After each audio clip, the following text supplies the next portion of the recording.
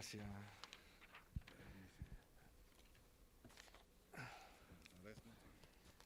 Dios te bendiga, iglesia. Es para mí un privilegio y un honor estar por tercera vez en México, una nación muy linda, muy bonita, donde me gusta mucho su comida. No es habitual que en Cuba tengamos comida tan picosa como acá. Los cubanos no comemos con tanto chile como ustedes, pero es sabroso. Yo, gracias al Señor, me he habituado también a comer un poco con esta comida picante y sé que para muchos cubanos quizás les sea molesto, pero gracias al Señor a mí me gusta. Le doy muchas gracias al Señor por la familia Lanís, que siempre ha tenido a bien recibirnos, ayudarnos en toda la labor misionera cuando estamos acá en México. Gracias al pastor Sergio, que nos da comida, alimento, nos cobija.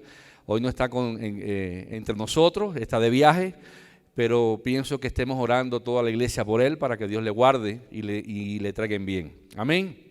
Me siento en casa. Son dos naciones que, aunque el acento del idioma no es el mismo, es decir, el acento nuestro no es el mismo, pero sí nos entendemos y hay muchas cosas que son muy parecidas a Cuba, y por eso me siento bien entre ustedes.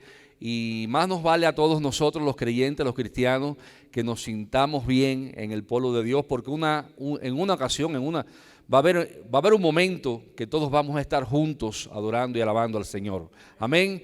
En ese día todas las iglesias, toda lengua, toda nación, todos los redimidos por Cristo estaremos juntos adorando y alabando al Señor. El pastor Alanís me pedía que hablara un poco sobre Cuba, pero voy a adentrarme más bien en la palabra y poco a poco pienso que en el sermón pueda hablarle de alguito de lo que estamos haciendo allá y de cómo el Señor nos está ayudando. Amén. Pero quiero más bien ir al mensaje de la palabra. Yo creo que la palabra es viva y eficaz y más cortante que toda espada de doble filo, que dice la Biblia que penetra hasta llegar hasta el tuétano de nuestras vidas. Y en la palabra están los misterios para el hombre y para la humanidad, para alcanzar la salvación y la vida eterna. Amén. Por eso vamos a abrir nuestras Biblias en el libro de Juan y vamos a estar leyendo y compartiendo sobre la historia de una porción de la Biblia que nos habla de una gran enseñanza que el Señor nos dejó al encontrarse con la mujer samaritana.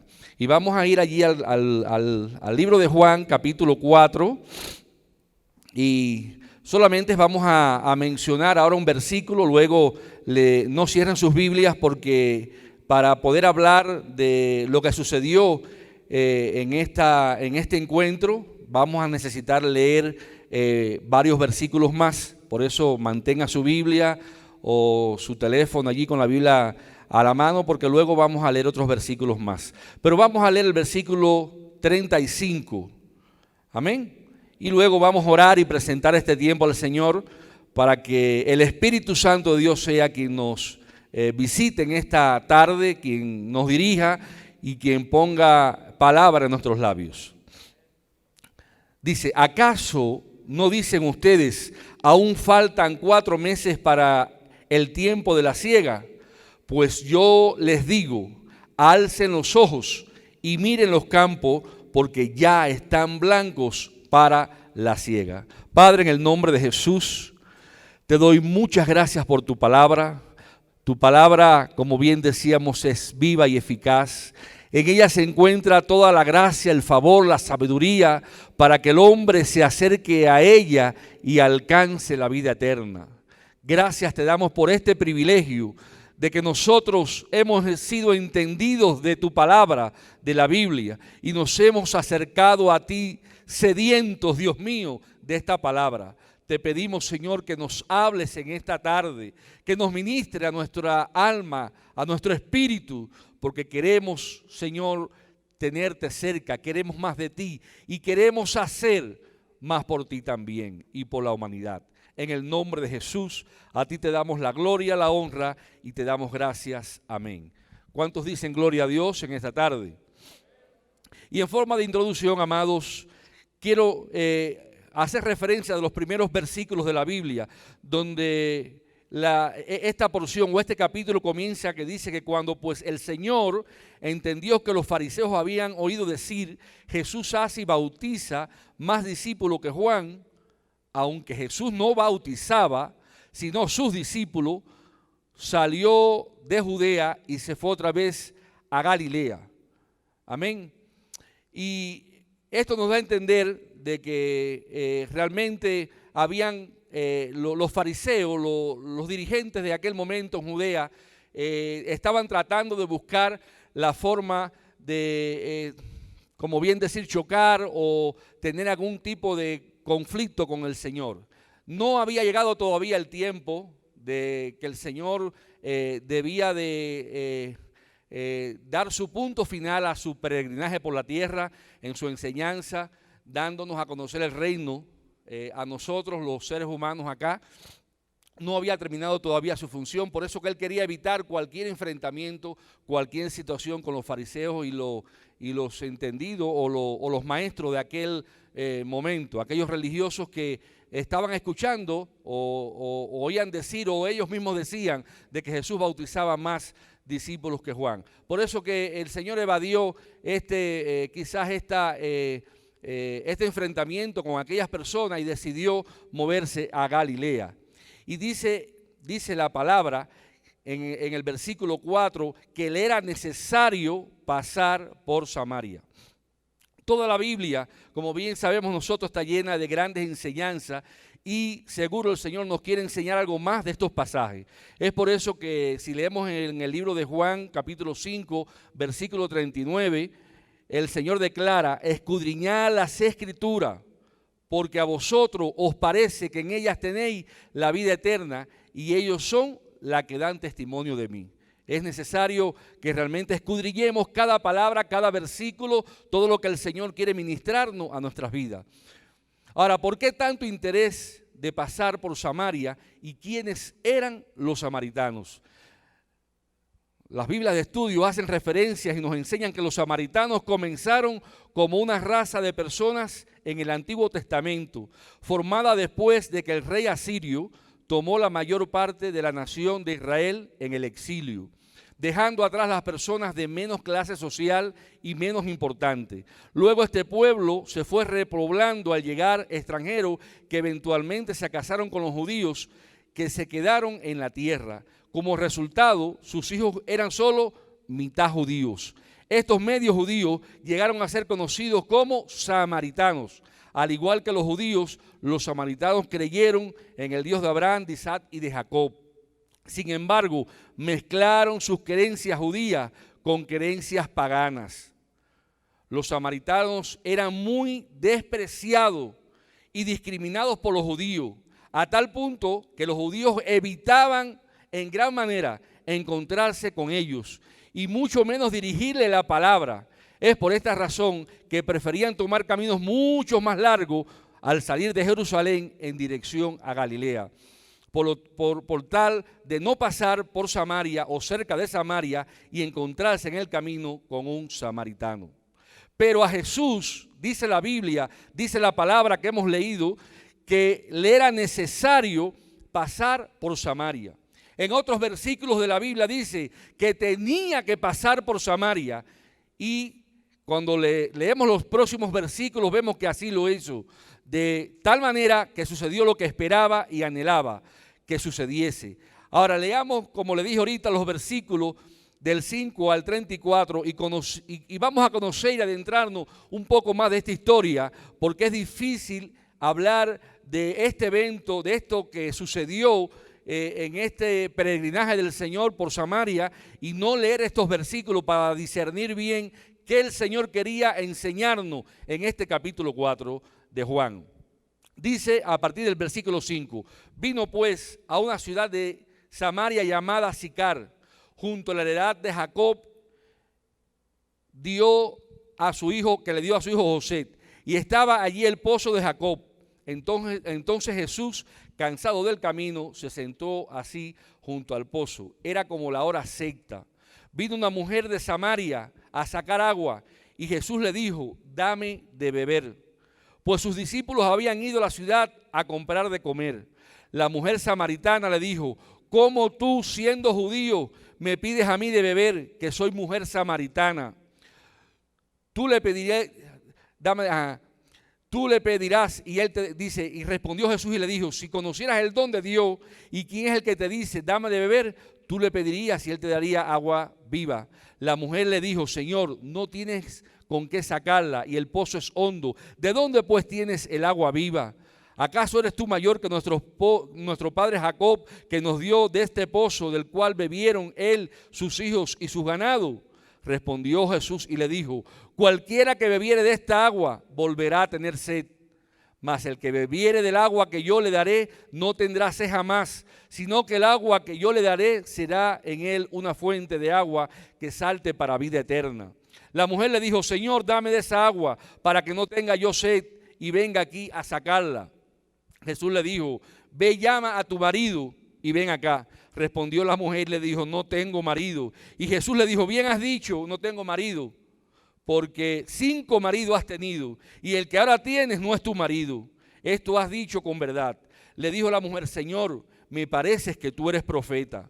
Nuestros padres adoraron en este monte, y vosotros decís que en Jerusalén es el lugar donde se debe adorar. Jesús le dijo, mujer, créeme que la hora viene cuando ni en este monte ni en Jerusalén adoraréis al Padre. Vosotros adoráis lo que no sabéis, nosotros adoramos lo que sabemos, porque la salvación viene de los judíos. Mas la hora viene y ahora es cuando los verdaderos adoradores adorarán al Padre en espíritu y en verdad, porque también el Padre tales adoradores busca que le adoren. Dios es espíritu, y los que le adoran en espíritu y en verdad es necesario que le adoren. Le dijo la mujer, sé que ha de venir el Mesías llamado el Cristo. Cuando Él venga nos declarará todas las cosas. Jesús le dijo, yo soy el que habla contigo. En esto vinieron sus discípulos y se maravillaron de que hablaba con una mujer. Sin embargo, ninguno dijo, ¿qué preguntas? ¿Qué hablas con ella? Entonces la mujer dejó su cántaro y fue a la ciudad y dijo a los hombres, venid y ved a un hombre que me ha dicho todo cuanto he hecho. ¿No será este el Cristo? Entonces salieron de la ciudad y vinieron a él. Entre tanto los discípulos le rogaban diciendo, Rabí, come. Él le dijo, yo tengo una comida que comer que vosotros no sabéis. Entonces los discípulos decían unos a otros, ¿le habrá traído alguien de comer? Jesús le dijo, mi comida es que haga la voluntad del que me envió y acabe su obra. Alabado sea el nombre de Jesús. Y así brevemente quiero compartir solo 7 verdades que Jesús desea que aprendamos de esta lectura en esta tarde. Y es principalmente que Jesús no hace acepción de personas. Número 1, Jesús no hace acepción de personas. Hemos estado hablando realmente era una clase social en aquel momento en Judea, la cual no le permitía a los hombres acercarse a las mujeres y mucho menos conversar con una samaritana. Y no solamente una mujer, aún también con cualquier tipo de persona que viviese en Samaria o que fuera un samaritano, les era a los judíos prohibido. Amén.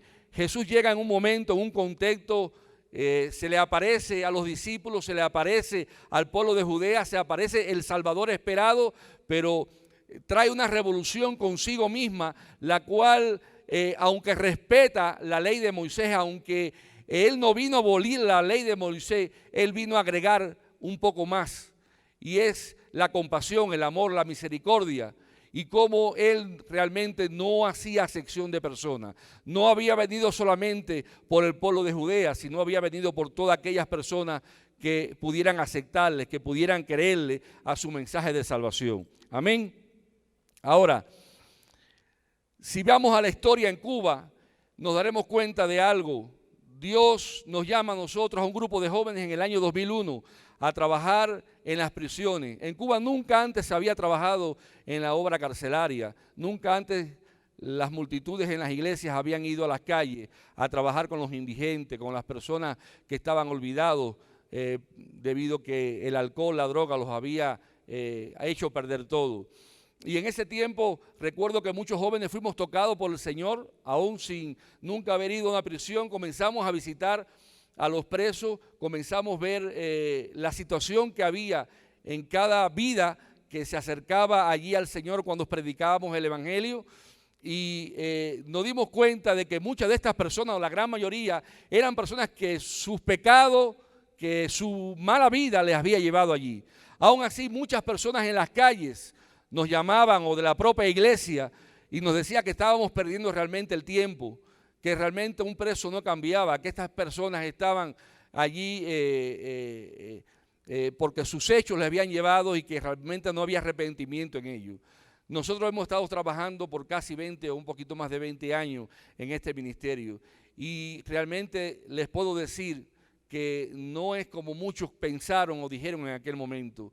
Todo ser humano tiene un alma y tiene que un día darle cuenta al Señor. Es verdad que hay muchas personas que aunque estén presos o estén en la calle, nunca van a aceptar al Señor. Pero hay otras personas que, llegado el momento, aún estando en condiciones tan traumáticas y tan difíciles como en una prisión, sí muchos abren sus corazones para aceptar a Cristo. Muchos de los que hoy nos ayudan en el ministerio, muchos de los que hoy trabajan con nosotros en el ministerio en Cuba, fueron tomados o sacados de las prisiones por el Evangelio. El Señor les tocó el corazón, el Señor cambió su vida y hoy están trabajando con nosotros. Tenemos 3 centros de adicción, como bien decía el pastor Alaní ahorita, y en uno de estos centros, el segundo de uno de los directores del centro fue un hermano que tenía SIDA, que lo conocimos en la prisión, un hombre que estaba sentenciado a muerte. No porque estaba sentenciado por la justicia, le habían echado más de 20 años de prisión, pero estaba sentenciado a muerte porque la enfermedad estaba en una fase terminal. Y nosotros teníamos un programa que estábamos dando en aquel momento y que todavía mantenemos en Cuba, que se llama Vida Libre. Y este programa trata con los problemas controlantes que controlan a las personas y a los seres humanos y que le llevan muchas veces a cometer acciones indebidas. Este hermano, cuando le conocimos allí en el sanatorio, dentro de la prisión, él se había inyectado el SIDA con una jeringa, había comprado la sangre, se había inyectado para matarse, para quitarse la vida, porque él no quería seguir viviendo en las condiciones que estaba viviendo. En Cuba, vivir fuera de la prisión es un reto, es difícil, no hay alimento en nuestros centros comerciales, nada parecido a lo que ustedes tienen acá, todo el alimento que ustedes pueden tener y pueden llegar a consumirlo. Nosotros en estos momentos ahora estamos pasando, por ejemplo, y le digo en estos momentos y en tiempos atrás, porque es que como que se repite cada X tiempo estas crisis tan profundas en el sistema nuestro. Bien, usted puede sentir comerse lo que usted desee comer, y usted puede salir a cualquier tienda del gobierno y todas están cerradas. Las personas van a hacer cola por la mañana y no saben lo que van a vender. A veces las colas son de 200, 300 personas y tan solamente lo que sacan es aceite ilimitado, solamente pueden comprar 1 litro por persona. Y así es como estamos viviendo muchos en Cuba por muchos años. Imagínense ustedes dentro de la prisión, este hombre con tantas limitaciones, con una alimentación muy mala, con tantos años encima que le habían echado por todo lo que él había cometido en su vida anterior, y este hombre que realmente quería quitarse la vida. Cuando nosotros comenzamos a trabajar con él, había pasado algo. Ya algunas de las visitas de nuestros capellanes habían tocado la vida de este hombre. La madre de este hombre se había convertido al Evangelio y estaba orando hacía muchos meses también por él. Cuando él comenzó a escuchar el Evangelio a través de este programa, Dios comenzó a tratar de una manera muy especial en su vida. Y Dios comenzó a hacer milagros porque Dios es un Dios de milagros. Nosotros no hemos creído en un Dios en un Dios normal, en un Dios que no hace milagros, en un Dios que no hace prodigio. Nosotros hemos creído realmente en un Dios que cambia todas las cosas de mal para bien. Hemos creído en un Dios que pelea nuestras batallas y nuestras luchas. Amén. Y este hermano comenzó a orar por el milagro de que le dieran la libertad. Él se convirtió, él abrió su corazón al Señor. Dios comenzó a tratar, a hacer algo tremendo en su vida. Y este hermano, sin esperarlo, Realmente él no había cumplido sus años de prisión, pero debido a la enfermedad terminal que ya tenía de SIDA, las autoridades entendieron que era mejor mandarlo a morir para su casa. Le dieron una extrapenal. Esto lo soltaron creyendo que no iba a durar quizás más de un año, que era lo que quizás le quedaba de vida. Pero nuestro Dios es un Dios de milagro. Y cuando este hermano salió de la prisión, Dios comenzó a tratar o seguir tratando con él. Él se plantó en fe, creyó al Señor de que Dios podía transformar y cambiar su vida, que Dios podía sanarle. Él tenía muchos medicamentos que estaba tomando, tiró los medicamentos a un lado, comenzó a orar, a clamar al Señor, a buscar ayuda de los capellanes, de los hermanos que estábamos trabajando con él. Y milagrosamente, hermano, milagrosamente, aquel malestar que él tenía, los padecimientos que él estaba sintiendo fueron desapareciendo. Solamente le puedo decir algo, hermano. Hoy es un pastor. Hoy este hermano no tiene SIDA, se casó con una mujer que sirve también al Señor. Ellos son el segundo de uno de los centros de adicción que estamos atendiendo nosotros en nuestro país. Y el testimonio de él ha llegado y ha tocado a muchas personas de lo que Dios puede hacer en una persona que no sirve, lo que Dios puede hacer en una persona marginada por el gobierno, marginada por la sociedad, marginada por todo ser humano, pero Dios no margina a las personas. Amén. Por eso, gloria a Dios. Yo me recordaba de esta historia, porque realmente la Biblia nos enseña que el Señor vino a buscar a los enfermos, no a los sanos, porque los sanos no tienen necesidad de médico. La segunda verdad es que Jesús nos da una lección de evangelismo personal. Aparentemente, solo una persona, y para más mujer, sería tocada por el poder de Dios en aquel día. Aún ni sus discípulos podían ver la magnitud del impacto evangelístico de Jesús en aquel momento. Más vemos la trascendencia del mensaje de Jesús en los versículos 39 y 40, donde dice: y muchos de los samaritanos de aquella ciudad creyeron en él por la palabra de la mujer que daba testimonio diciendo: me dijo todo lo que he hecho. Entonces vinieron los samaritanos a él y le rogaron que se quedase con ellos, y se quedó allí 2 días.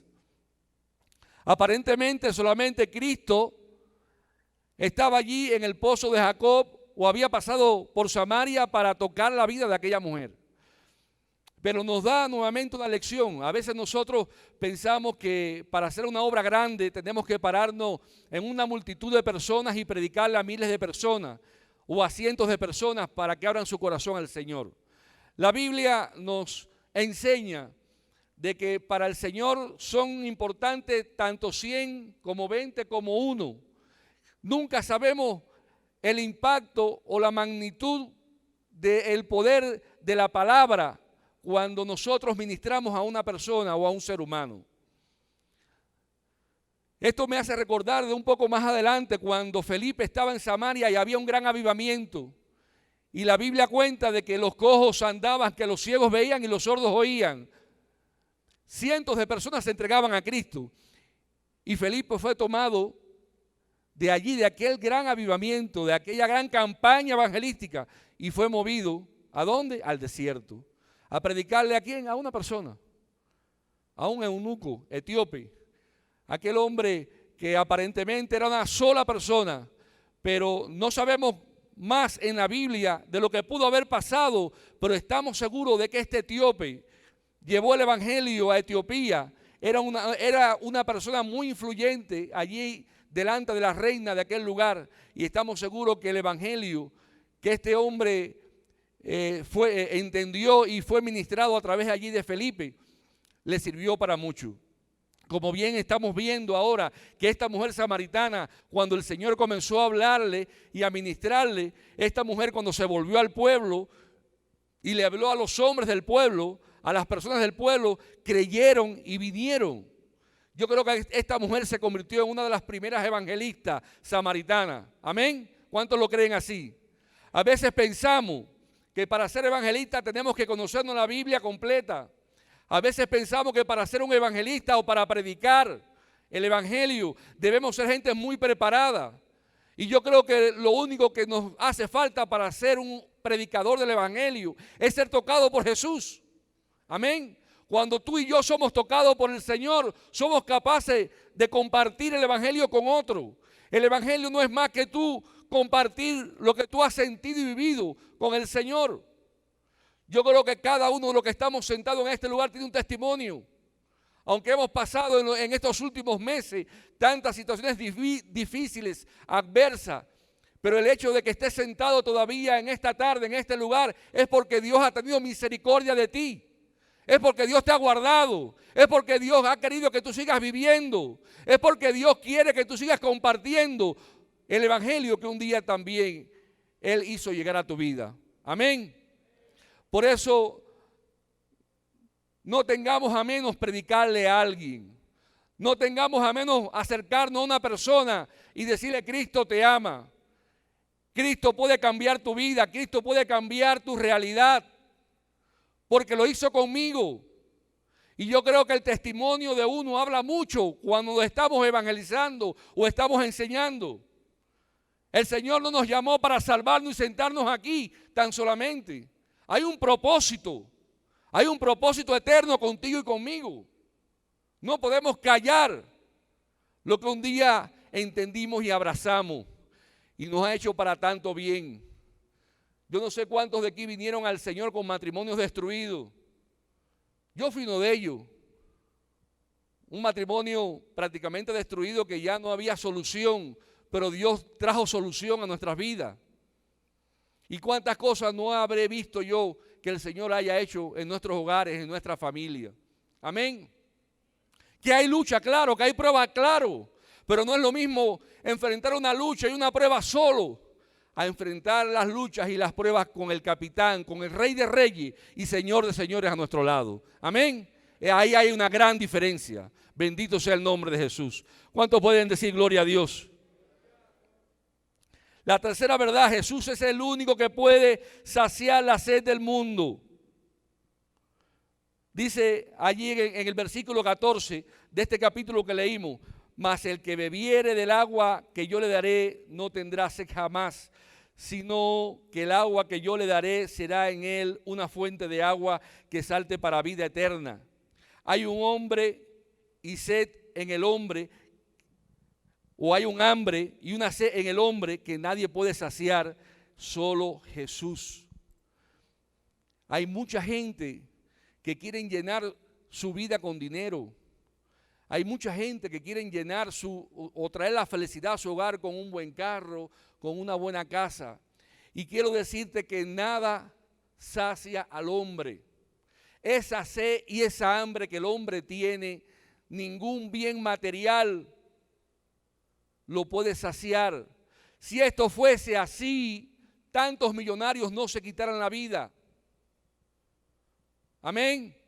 Si las cosas materiales pudieran llenar la sed espiritual del hombre, entonces realmente Jesucristo no haría falta.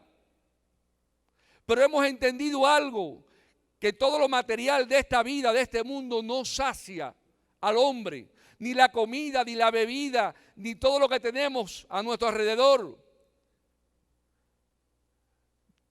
Yo he entendido y he experimentado en mi vida, como tantos de ustedes también sé que lo han experimentado, que el único que puede saciar y llenar el alma del ser humano se llama Jesucristo. Y esto es independientemente de la salvación, porque el mayor regalo que hay es la salvación y la vida eterna.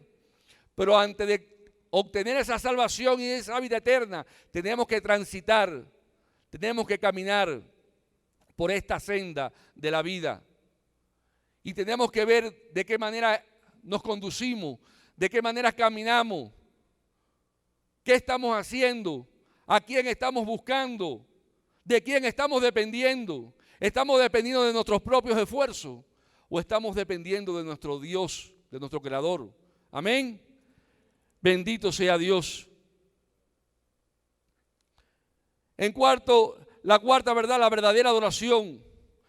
Dice Juan 4:23, mas ahora viene y ahora es cuando los verdaderos adoradores adorarán al Padre en espíritu y en verdad, porque también el Padre a tales adoradores busca que le adoren. Salomón en un momento decía que tanto en la riqueza como en la pobreza era difícil amar a Dios. Hay una porción que dice, no me des tantas riquezas que olvide tu nombre, no me des tanta pobreza que pueda maldecirte. Pero en el Evangelio, cuando conocemos a Cristo, tenemos que aprender a vivir sea cual sea nuestra situación, sea cual sea nuestra situación o problema. Nosotros, por ejemplo, los cubanos hemos aprendido a vivir independientemente a las situaciones del país. Eso no para que el Evangelio sea predicado. Tenemos muchos obreros en los lugares de campo, lugares intrincados. Sabemos de obreros que caminan 10, 15 kilómetros, 2 y 3 veces a la semana para evangelizar. No todos tienen caballo, no todos tienen bicicleta. El carro en Cuba, el que tenga un carro, eso es casi un lujo. Y para mantenerlo más difícil todavía. En Cuba, en estos lugares de campo donde tenemos nuestras obras, nuestras misiones, nuestros obreros pasan mucho trabajo. Aún a veces prácticamente descalzo porque los zapatos no le aguantan, no duran más de 3 meses. Y un par de zapatos en Cuba es casi como un salario. Y bajo estas circunstancias y situaciones, aún así sirven y adoran al Señor. Por eso que tenemos que aprender a amar y servir al Señor tanto en lo poco como en lo mucho. Si Dios nos da mucho, gloria a Dios. Pero no olvidemos al Señor. No olvidemos de dónde nos sacó. No olvidemos lo que Él hizo por ti y por mí, lo que hizo en tu corazón, en tu vida, en tu familia, lo que hizo en el Calvario por cada uno de nosotros. Amén. Gloria a Dios. La quinta verdad es el impacto de un testimonio eficaz. La mujer fue un instrumento para atraer a otros. Allí en los versículos 29 y 30 dice, venid, ved a un hombre que me ha dicho todo cuanto he hecho. ¿No será el Cristo? Entonces salieron de la ciudad y vinieron a él. Hemos tenido varias graduaciones nosotros de personas adictas. Y estas personas adictas cuando se gradúan hemos traído a sus familias que son inconversas. Y es increíble, es tremendo, es glorioso ver cómo estas personas pueden discernir lo que Cristo ha hecho en las vidas de estas personas. Ellos recordaban hace un año atrás que estas personas estaban tiradas en las calles, su familia. Es difícil ver un hijo, ver un hermano, un tío, un primo en las calles tirados por la droga y el alcohol. Y no hay palabras cómo agradecerle a Dios cuando una de estas personas usted la ve restituida, transformadas, cambiadas por el poder del Espíritu Santo. El testimonio tuyo y mío, amado hermano, tiene mucho poder. Tiene poder para tocar la vida de otras personas. Cuando tú vives una vida cristiana y tu testimonio lo das a otro, eso impacta. Y fue lo que impactó la vida de muchos hombres de Samaria cuando la mujer le dijo, el Señor, Él es el Señor, porque me ha dicho muchas cosas que nadie sabía. Y todos creyeron el testimonio de la mujer samaritana. ¿Y qué pasó? Que una multitud de grandes personas vinieron allí al Señor. Qué bueno sería si nosotros entendiéramos que estamos en el tiempo de compartir nuestros testimonios, de que la gente debe escuchar. Los inconversos no le van a predicar a los inconversos. Los ángeles no les fue dado esta tarea para que lo hicieran. Esta tarea solamente Dios nos la dio a nosotros. Somos los únicos que podemos predicar el Evangelio. Amén. Pero aún si no lo hiciéramos, la Biblia dice que hasta las piedras hablarían. Alabado sea el nombre de Jesús. La tercera verdad, una misión que tiene que ser cumplida. Jesús debía cumplir con la voluntad de su Padre. En los versículos 32 y 34 de Juan, de este capítulo, dice, Jesús dijo, yo tengo una comida que comer, que vosotros no sabéis. Mi comida es que haga la voluntad de quien me envió y que acabe su obra. Iglesia, no debemos olvidar el plan de Dios para ti y para mí, pues como mismo hubo un plan de salvación y redención para nuestra vida, también hay un plan de servicio evangelístico para cada redimido. Debemos de dar de gracia lo que de gracia un día recibimos. Amén. La salvación es gloriosa. Cristo vino a redimirnos del pecado. Amén. Pero la Biblia nos enseña que también Él espera que nosotros demos de gracia lo que de gracia hemos recibido. El Evangelio no es para quedarnos para nosotros solos. Hay mucho sufrimiento, querido, mucho dolor en las calles, hay mucho padecimiento. La gente corren de aquí para allá, no saben a dónde ir, no saben a dónde buscar. Alguien tiene que hablarle a estas personas. Alguien tiene que decirle cómo el Señor pudo transformar nuestras vidas. Esto es un llamado de urgencia para la iglesia. Nosotros no podemos quedarnos sentados con brazos cruzados por la tan grande necesidad realmente que estamos viviendo. La séptima verdad es que es necesario que alcemos nuestros ojos y veamos. Allí en el capítulo 35 que leíamos al principio, dice: he aquí os digo, alzad vuestros ojos y mirad los campos, porque ya están blancos para la siega. En muchos eventos de la Biblia dice que Jesús lloró cuando alzó su vista y vio a multitudes de personas que no tenían pastor, que andaban como ovejas sin pastor. Usted puede leer la Biblia, esto pasó en varios lugares, que Jesús llegaba y veía aquella multitud sedienta de la palabra, aquella multitud sedienta de esperanza, aquella multitud sedienta de ayuda. Y dice que Jesús lloraba. ¿Por qué? Porque veía que estaban como ovejas sin pastor. No había quien les pastoreara, no había quien les enseñara, no había quien les hablara. Dios nos ha dado a nosotros el privilegio que, aunque todos no somos pastores, ni somos evangelistas, ni somos maestros, pero sí hemos entendido la palabra, la Biblia. La mujer samaritana predicó con su testimonio, predicó con lo que el Señor le había dicho. Fue al pueblo y le habló, y el pueblo vino y oyó y escuchó. Yo creo que si nosotros nos sentimos incapacitados en algún momento de ser un predicador o un pastor o un maestro, pero tan solamente con contar lo que Dios ha hecho en nuestras vidas, sería quizás suficiente para que muchas personas vinieran al Señor. Porque la gente sí anda buscando, pero mucha gente busca mal. Mucha gente no van a los lugares realmente que tienen que ir. Mucha gente no se topan con el Rey de Reyes y Señor de Señores. Se toman con personas que, en vez de enseñarle, le alejan del Evangelio de Cristo. Amén. Por eso que somos nosotros los que debemos continuar enseñando todas estas cosas que hemos oído y aprendido, independientemente de la circunstancia que nos ha tocado vivir. Dios realmente, iglesia, cuenta contigo y conmigo. El Señor cuenta con nosotros. Dios no está esperando de que venga un nuevo evangelio, ni está esperando de que se levante otro Cristo, porque ya el Cristo vino y se levantó una vez y por todas. Recuerde que estamos viviendo tiempos muy difíciles, amada iglesia. Muchos están esperando tiempos muchos mejores. Muchos anhelan y piensan en los tiempos de hace 30, 40 años atrás. La Biblia, cuando la leemos y la escudriñamos, nos damos cuenta que estamos viviendo en los tiempos finales. Cristo está a las puertas de la iglesia. Cristo está por venir. Cristo está por levantar la iglesia. Y la Biblia hace referencia que habría un tiempo que todavía no sería el fin, pero que sería principio de dolores. Y quiero decirte, aunque el Señor esté con nosotros y el Señor luche por nosotros, y Dios lo va a hacer, mientras que estemos en la tierra, el Espíritu Santo de Dios va a luchar por ti. El poder de Dios va a estar sobre tu vida, sobre tu casa, sobre tu familia, porque Dios lo ha prometido así, de esa manera. Pero aún así, las cosas, los eventos mundiales, la situación mundial, si usted usted ve el noticiero, ve las noticias, no se esperan cosas buenas. Se habla de recesión, se habla de un nuevo orden económico mundial, se habla de rebrotes de la epidemia. Mire, estamos viviendo situaciones que solamente en 5 años atrás hubiéramos hubiéramos pensado que era una película de ciencia ficción.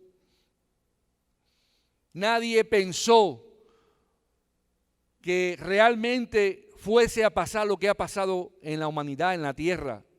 Nadie lo pensó.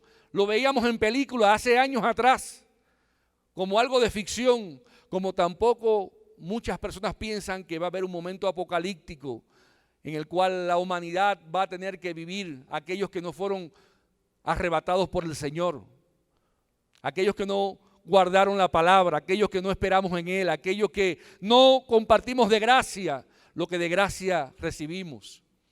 Y va a llegar un momento para aquella humanidad que quede en aquel momento que va a enfrentar un apocalipsis. Lea la Biblia, no es un evento que yo estoy inventando. Yo creo que Dios nos está llamando, amados, a que prediquemos el Evangelio, a que independientemente de todas las circunstancias entendamos de que todo ser humano necesita salvación, necesita oír de Cristo. Amén. Vamos a ponernos en pie, amados. Vamos a ponernos en pie y vamos a estar orando para que el Señor toque nuestras vidas, nuestros corazones, que realmente pueda haber un avivamiento, que realmente pueda haber una transformación en todos nosotros y que podamos serle fiel al Señor en su llamado, serle fiel al Señor en sus promesas. Seamos parte de la gran comisión, esta gran comisión de que está en la Biblia, no solamente para que nosotros la leamos, sino para que la pongamos por obra. Pídale al Señor que Dios te muestre, que Dios te dirija, que Dios te ayude, porque no está en nosotros tanto el hacer como el querer. La Biblia dice que está en el Espíritu de Dios darnos tanto el querer como el hacer. No es por nuestra fuerza, no es con ejército ni con fuerza, dice el Señor, mas es con mi Espíritu Santo. Amén. Y pidamos a ese Espíritu Santo en esta tarde que toque nuestras vidas, que nos estremezca, que nos ayude, que queremos servirle, que queremos ser mejores para Él, que queremos alcanzar personas como William, que estaba en la prisión, desahuciado, olvidado, pero que hoy es un siervo de Dios, que está predicando y está alcanzando vidas a indigentes en las calles, gente que se están graduando, cambiando sus vidas. Eso solamente lo hace el Espíritu de Dios, el Espíritu Santo. No hay hombre que haga esa obra, porque nadie cambia el corazón de un hombre, sino Dios. Amén. Vamos a orar. Padre, en el nombre de Jesús, gracias te damos por tu palabra. Gracias por tu Espíritu Santo. Gracias por la oportunidad que tú le das a todo ser humano. No importa raza, no importa credo, no importa lo que sea, estatus social, no importa. Tu evangelio llega para transformar, para cambiar, para dar vida y vida en abundancia. Mira aquí tu iglesia que está creyendo en tu palabra, pero necesita ser llena de tu Espíritu Santo para compartir las buenas nuevas de salvación, para predicarle a las almas cautivas por el diablo, para llevar este evangelio a todo lugar recóndito, Señor, de este país tan hermoso, México, pero que hay también tanta violencia y tantas situaciones. Señor, llénalo de tu Espíritu Santo. Mira sus hogares, su familia, la pongo en tus manos, Dios mío, para que también trabajes y ordenes todo lo que quizás esté desordenado y que esté impidiendo que estos tus hijos rindan más para ti. En el nombre de Jesús lo pongo en tus manos, los bendigo, Señor, y te pido que les capacite para esta hora que nos ha tocado vivir. En el nombre de Jesús, a ti te doy la gloria, la honra y te doy gracias, Señor. Muchas gracias, Padre. Gracias, Señor. Dios te bendiga, iglesia.